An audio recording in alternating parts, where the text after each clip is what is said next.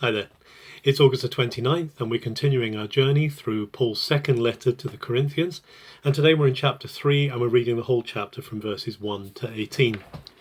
At the beginning of this chapter, Paul is responding to what seems to be a kind of institutionalization that's coming into the Corinthian church. They seem to be asking for letters of reference from Paul. They seem to be asking for some sort of written proof that of his apostolate, that he is actually being sent by somebody. You know, it's dangerous when the church gets into this tendency of everything having to be screwed down and moves away from the reality of the Spirit who gives witness to the work of Jesus. And that seems to be happening in what's here. And Paul actually says, look, I can't give you letters of reference. In fact, you are my letters of reference. Just look at your own lives. Look at what's been built among you. Look at the Spirit moving among you.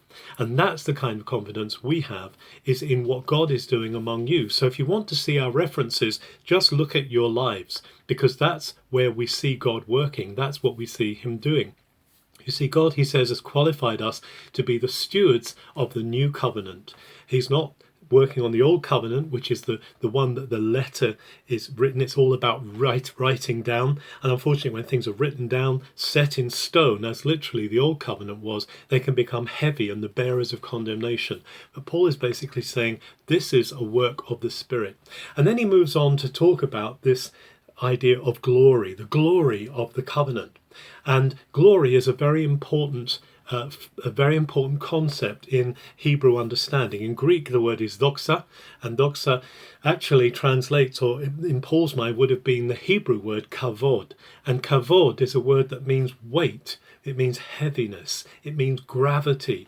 And so when he's talking about glory, he is meaning that presence of God which is incarnated, which is made visible through our lives. Now he points here to the fact that the Old Covenant, through Moses, when Moses received the Old Covenant, even though the Old Covenant was bringing in that sense of condemnation, that sense of heaviness bearing down on people's hearts because of sin, there was still glory in it. Remember, Moses is the one who goes up the mountain, and as he's in the fire with God on Sinai, his face is changed, his whole being is changed, so much so that when he comes down, the people insist that he puts a veil over his face, because the glory, this presence, this heaviness, this gravity of God is shining out of him. Paul says, if that's what was happening with the old dispensation, that has been moved out of now, we're moving in the new covenant, then how much more glorious is the new covenant? Because the new covenant is being mediated not through writing, not through things being written down, but through the Spirit who is living in us. And actually that Spirit living in us causes us to be glorious. There's something that's happening to us. We are made glory carriers of God. We are made part of his glorious plan.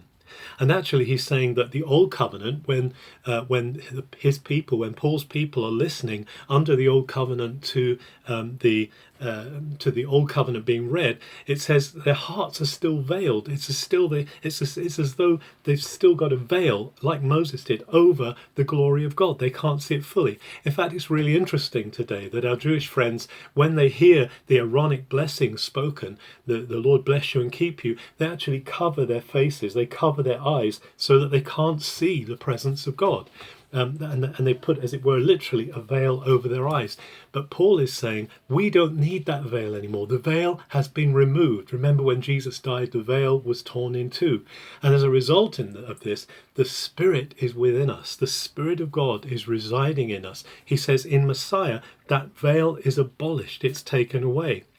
And so the Spirit of the Lord, he says, is freedom. What an amazing concept. In Greek, the word eleftheria. It's a freedom. There's a liberty in the Spirit of God. We're not held down. We're not tied down to this set of regulations set in stone. We are now led and guided by the Spirit of God. And actually what that's doing to us is, as we gaze fully into the face of God, as we gaze fully into the face of God, which is the face of Jesus Christ, as Paul will say later, we are actually being changed. We are being transformed from one level of this weight and this presence of God to another. There is room for this glory to increase in us. And this glory comes not from things written down, not from systems, but actually from the Spirit, from this freedom of the Spirit. And where the Spirit of the Lord is, there is liberty. And this changes us from one degree of glory to another. What an amazing chapter this is. What an amazing insight Paul is bringing to us.